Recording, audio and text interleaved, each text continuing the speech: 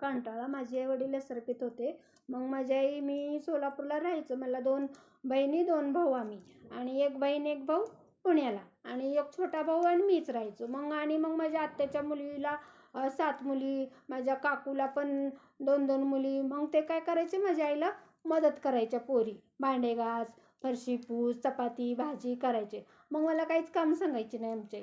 त्याच्यामुळं आहे ना, मी स्वयंपाकाकडं जास्त लक्षच नाही दिले. आणि मग सासरी गेले तर काय, बारामतीला सासूच्या इथं पण 2 जावा आम्ही होतो आणि मोठी जाऊ तर लई छान होती माझी. मला काहीच काम करायला सांगत नव्हती. लई चांगली होती ती. तिचा ॲक्सिडेंट झाला आणि काय तिचा मुलगा, परत 7 मुलीवर 1 मुलगा झाला होता. तिचा मुलगा, माझा मोठा दीर, परत माझ्या जावची आई गेले होते संसारला असंच 2 व्हीलरवर. आणि मग काय ते साखरेचं ट्रक आलं, त्याच्या खाली बिचारी गेली. काय करायचं, ती गेली. मग ती पण कधी काम नव्हती सांगितली ती मला. कधीच काम सांगायची नाही. लग्न झालं तसं भाकरी करायला लावायची नाही, चपाती करायला लागलं की नुसतं शिकायला लावायची. ती इतकी चांगली होती. आठवण येते मला तिची. बहिणीच्या तिने मला हे केलं, लाड केलं होतं माहिती का. आम्ही कधी भांडण नाही केलं. कधी तिची आठवण येते माझ्या मोठ्या जावाची. खूप चांगली होती बिचारी. भांडे घासायला लागलं की धुवू लागायची. कपडे नदीवर धुवायला जायचो कधी पाणी नसल्यानंतर, तर तीच धुवायची. मला फक्त पिळायला सांगायची. मग नंतर आम्ही जावा बारामतीला कपडे बिपडे धुवायला जायचो ना. मग तिथंच उशीर व्हायचं धुवून यायला. तर आम्ही ना झाडाखाली जातानाच बादलीमध्ये, कॅरी बॅगमध्ये चपाती भाजी, माझी जाऊ म्हणायची आपल्याला लई भूक लागल. तिथून आल्यानंतर 7 दिरं होते, त्यांची मुलं हे ते सगळे एकत्र कुटुंब होतं. आम्ही कधी भांडण नाही केलं. सासू पण ना मला तर कधी त्रास दिली नाही. माझी सासू पण खूप चांगली आहे. तर ती गेली तर तिची कधी आठवण येते बिचारी. मोठा दीर पण माझ्या भावासारखा होता. तो पण गेला ना. मग झाडाखाली बसून जेवण बिवण करून मग नंतर आम्ही, अजून एक जाऊ होती, मी तिघीजण झाडाखाली बसून जेवण करून मग कपडे धुवून मग नंतर आम्ही घरी जायचो.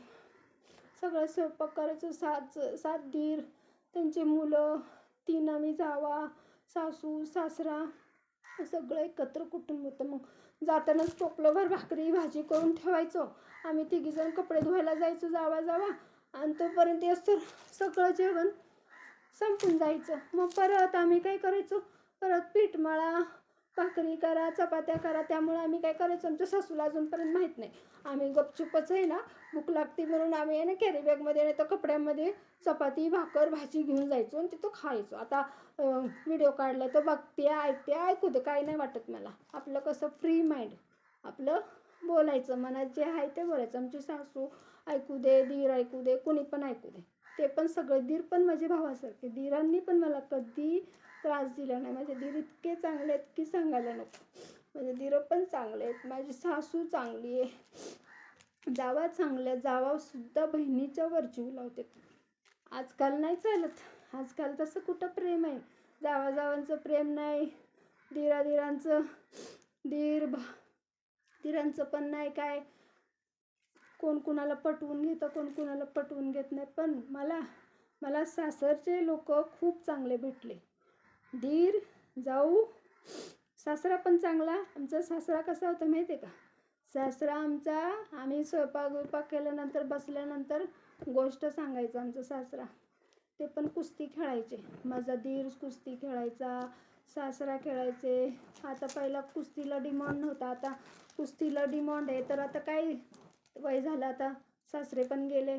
माझा नवरा पण 1 नंबर कुस्तीपटू होता माहिती आहे का. त्यावेळेस काय कुस्ती बिस्ती खेळलं की जिंकून आलं की नुसतं नारळ आणि गूळ द्यायचे आणि 50 रुपये द्यायचे म्हणायची माझी सासू. कुस्तीमध्ये सगळीकडे जिंकून माझा नवरा यायचा ना, तर सगळीकडं सत्कार करताना फक्त नारळ म्हणली माझी सासू 50 रुपये. मी अशी उभी राहायचे. निवडून आल्यानंतर पदर असं करून उभे राहायचे. मग सगळे लोक पैसे टाकायचे. निवडून आल्यावर आनंदाने बक्षीस द्यायचे. मग ते मी घ्यायचो. मग आम्ही त्याच्यातच खूप आनंद मानायचो, अशी आमची सासू सांगायची मला.